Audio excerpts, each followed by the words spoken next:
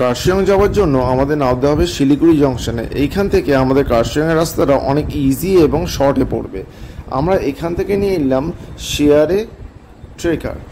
এবার শেয়ারে যে গাড়িগুলো আছে সেই গাড়িগুলোতে সাধারণত 150 টাকা করে পার হেড নেয় কার্শিয়াং জংশন পর্যন্ত, রেলওয়ে জংশন পর্যন্ত।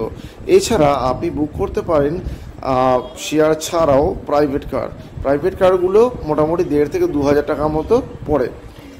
প্রথমে আমাদের প্ল্যান ছিল একটা প্রাইভেট গাড়ি বুক করব, কিন্তু সেই প্ল্যানটা কিছু কনফিউশন এবং কিছু প্রবলেমের জন্য আমাদের ভেস্তে যায়। তারপর আমাদের শুরু হলো কার্শিয়াং যাবার রাস্তা।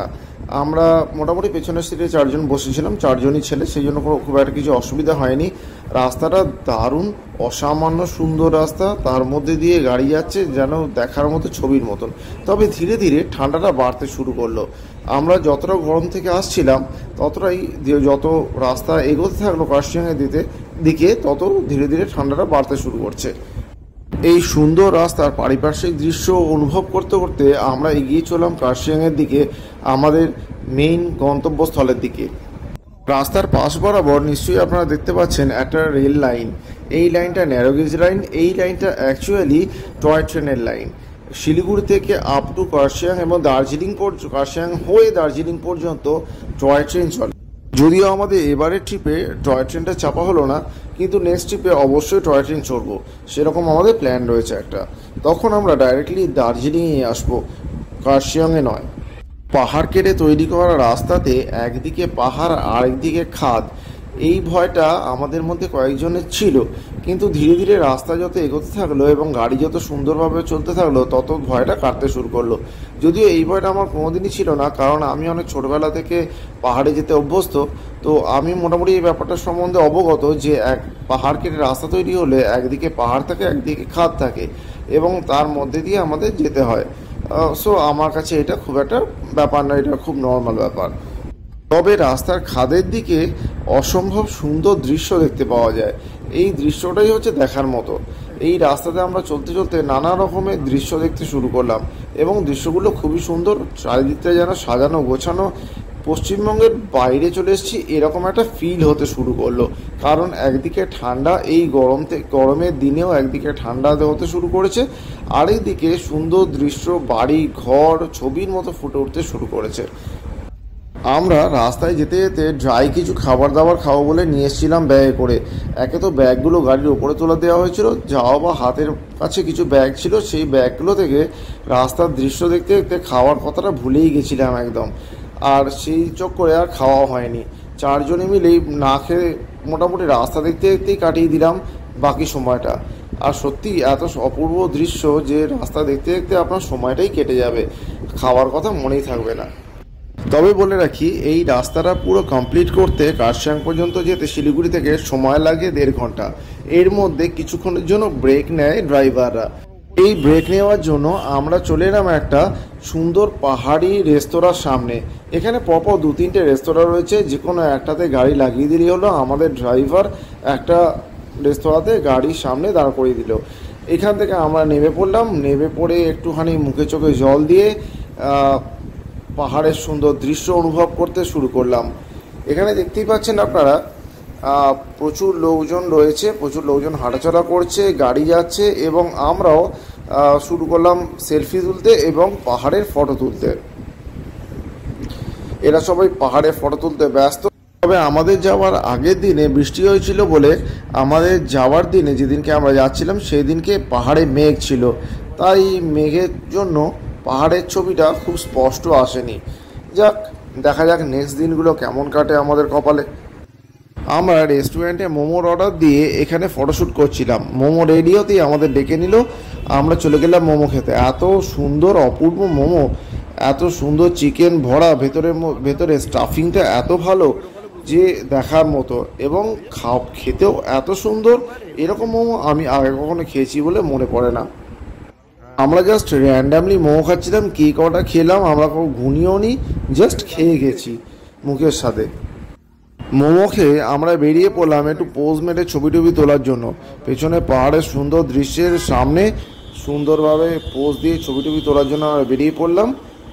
এরপরে যে যার নিজের মতো পোজ দিতে দিতে আমরা ছবি টবি তুলে ফটোশ্যুট করে তারপরে আমরা আবার বেরিয়ে পড়লাম গাড়িতে চেপে আমাদের নিজেদের গন্তব্যের দিকে, সেটা হচ্ছে কার্শিয়াংয়ের উদ্দেশ্যে। তবে বেশি ফটোশ্যুট করতে গিয়ে একটা জিনিস আমরা ভুলেই গেছিলাম, কতটা টাইম আমাদের অতিবাহিত হচ্ছে। লাস্টে ড্রাইভার সাহেব ডাকতে আমাদের মনে পড়লো যে আমাদের কার্শিয়াংয়ের উদ্দেশ্যে যাত্রা করতে হবে। তাড়াতাড়ি ছুটে গিয়ে গাড়িতে চাপা হলো। এরপরে শুরু হলো আমাদের নেক্সট ট্রিপ যাত্রা এখান থেকে কার্শিয়াংয়ের উদ্দেশ্যে। পাহাড়ের আঁকাবাঁকা পথ ধরে আর সুন্দর প্রকৃতিরকে সাক্ষী রেখে আমরা এগিয়ে চলেছি আমাদের গন্তব্য কার্শিয়াংয়ের দিকে। যত এগোচ্ছি তত যেন ধীরে ধীরে ঠান্ডাটা বাড়তে শুরু করেছে। বেশ মনোরম এবং সুন্দর লাগছে। এই আমরা চার মূর্তি গাড়ির মধ্যে বসে মজা করছি, এনজয় করছি, আর সাথে অপেক্ষা করছি কখন আমাদের গন্তব্যে আমরা পৌঁছবো। জিনিস বলে রাখা ভালো যে এখান থেকে বাসও ছাড়ে, শিলিগুড়ি স্টেশন থেকে বাসও ছাড়ে কার্শিয়াংয়ের উদ্দেশ্যে, কিন্তু বাসের টাইম নেওয়া হচ্ছে 2 থেকে 2.5 ঘন্টা। মাঝখানে কিছুক্ষণের জন্য রেস্ট দেয়, তারপরে সোজা কার্শিয়াংয়ের উদ্দেশ্যে যাত্রা করে। বাসের টাইমটা একটু বেশি নেয় এবং গাড়িতে গেলে গাড়ির টাইমটা একটু কম নেয়, কিন্তু গাড়িতে অপূর্ব দৃশ্যগুলো দেখতে পাওয়া যায়। বাসে প্রবাবলি যদি জানলার ধারে সিট পাওয়া যায় তাহলে অপূর্ব দৃশ্য দেখতে পাওয়া যায়, না হলে একটুখানি প্রবলেম হলেও হতে পারে, আমার ঠিক আইডিয়া নেই। তবে বাসের ভাড়াটা একটু কম, একটু নয় বেশ অনেকটা কম। বাসের ভাড়া প্রায় 50 থেকে 60, আর গাড়ির ভাড়া, শেয়ারে গাড়ির ভাড়া হচ্ছে 150 টাকা। আর এছাড়া আপনার যদি রিজার্ভে গাড়ি যান তাহলে নেবে হচ্ছে 1,500 থেকে 2,000 টাকা।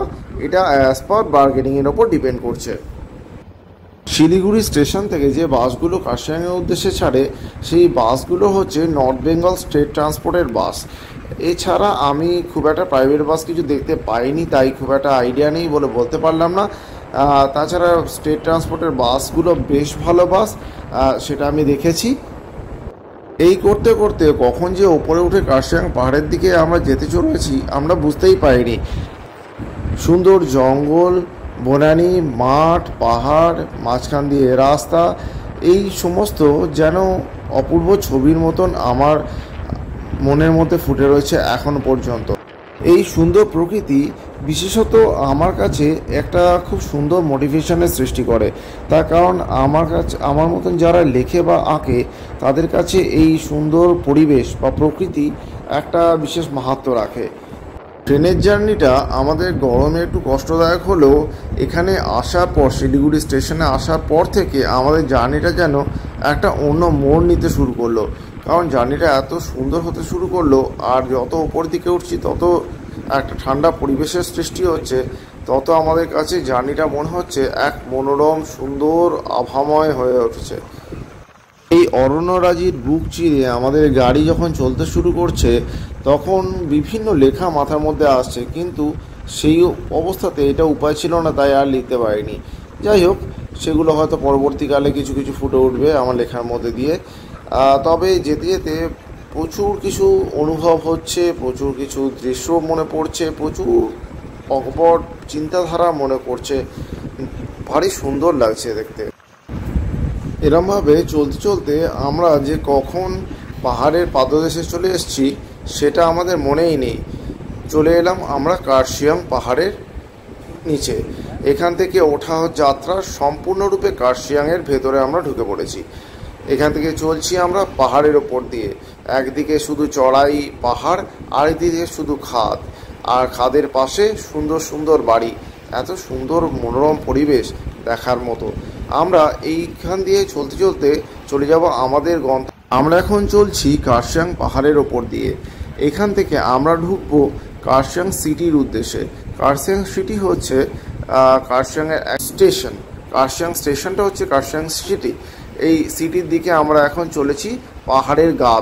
যদিও আকাশে প্রচুর মেঘ থাকায় আমাদের পাহাড়ের দৃশ্যটা খুব ভালোভাবে ক্যামেরাতে ফুটে ওঠেনি। ভিডিও করাতে আরও বেশি অসুবিধাও হচ্ছিল, বারবার গাড়ি আসছিল।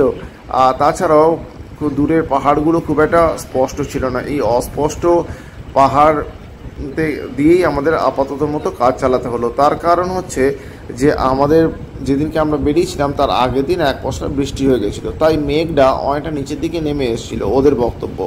আর এই কারণের জন্যই আমাদের এই পাহাড়ের দৃশ্যগুলো খুব একটা স্পষ্ট ছিল না, একটু মেঘে ঢাকা পাহাড়ের মতন দেখতে লাগছিল। এই নিয়ে আমাদের চলতে হলো আজকের দিনটা। আমরা চলছি এখন কার্শিয়াং স্টেশন, কার্শিয়াং সিটির উদ্দেশ্যে। গাড়ি চলছে তার আপন গতিতে পাহাড়ের রাস্তা ধরে, আর আমরা অধীর আগ্রহে অপেক্ষা করছি আমরা কখন পৌঁছবো কার্শিয়াং সিটিতে। কার্শিয়াং সিটি থেকে আমরা আবার গাড়ি ধরবো আমাদের গন্তব্যের উদ্দেশ্যে। আমরা চলতে থাকি গাড়ির গতিতে, সুন্দর পারিপার্শ্বিক শোভা, প্রাকৃতিক শোভা অনুভব করতে করতে। আর আপনারা দেখতে থাকুন, পরের ভিডিওর জন্য অপেক্ষা করুন। আমরা ফুল ভিডিও নিয়ে আসতে চলেছি কার্শিয়াংয়ের।